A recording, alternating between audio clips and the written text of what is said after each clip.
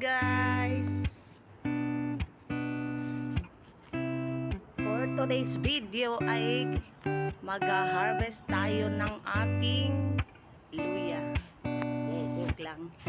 Bawasan lang natin konti kasi ayan yung luya ko. Tinanim ko to siya ng May. So May, June, July, August, September, October, November. Wow, 7 months na siya. So ayan kasi parang naano na siya. Hindi na siya makahinga. So kailangan natin bawasan. Sakto wala nang luya sa baba. Ayan siya guys.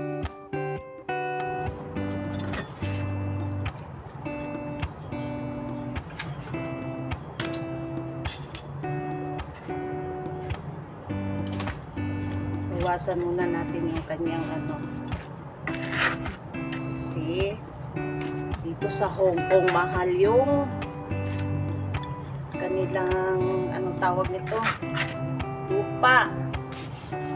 So ayan, balik lang din natin ito para hindi na siya nakakahinga kaya bawasan kong konti. Ayan siya guys, ayan siya kita nyo natin konti. Kailangan ko siyang bawasan kasi maliit lang yung nilagyan ko. So parang nagaano na yung dahon niya.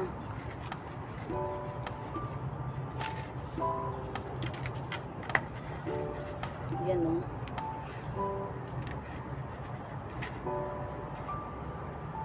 Ayan siya.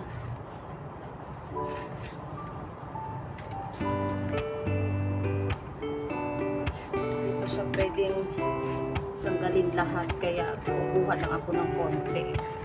Ayan siya kaya pala nagaano na yung dahon niya kasi dito na siya banda. Ayan so ito yung tatanggalin lang natin. Kuha lang tayong konti. Ayan siya guys.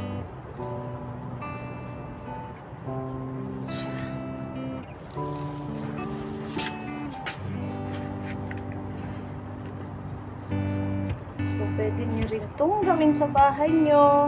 Eto, nakuha ko lang to meron kasing yung binili ng amo kong babae. Meron siyang parang parang sa sobrang tanda na nang nabili niya, may maliit na parang dahon. So, ayun. Kinuha ko. Ayun siya.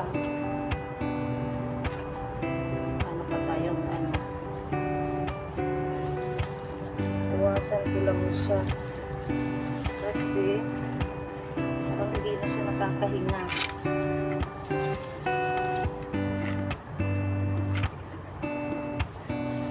Ito bawas ko.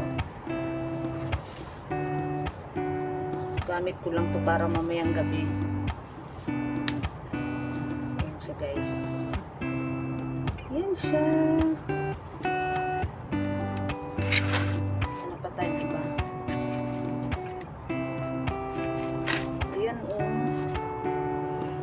Siya. Kaya pala parang nagaano na yung dahon ko. Kasi nasa gilid-gilid siya tumubo. Ayan. So, bawas na naman ako dito. Banda. O, diba? Tuwang-tuwa na naman amo ko ngayon. Kakatipid na naman siya. Siya bibili ng ng pang ilang araw din to.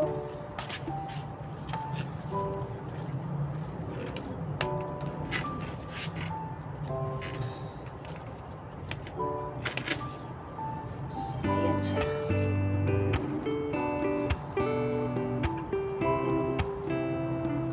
Ayan siya.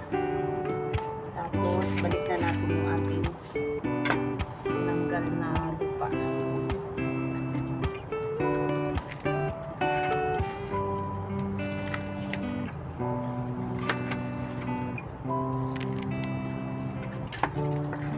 ng lupa dito guys. Ang isang sako nito parang nasa ano lang siguro, kung sa bigas pa 5 kilo lang, 3 kilo nga lang, nasa 100 na. Hindi katulad sa Pinas na ano, pwede lang kumuha sa gilid-gilid, dito hindi. Kaya ayan. So ayan na siya.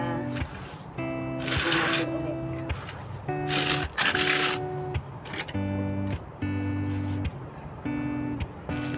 So ayan na yung aking natakuha. Ayan siya. Ayan na siya guys. Ayan na. Ayan, nagbawas lang ng konti. At eto soon naman ito, yung aking patatas. So ayan guys, thanks for watching. Bye bye.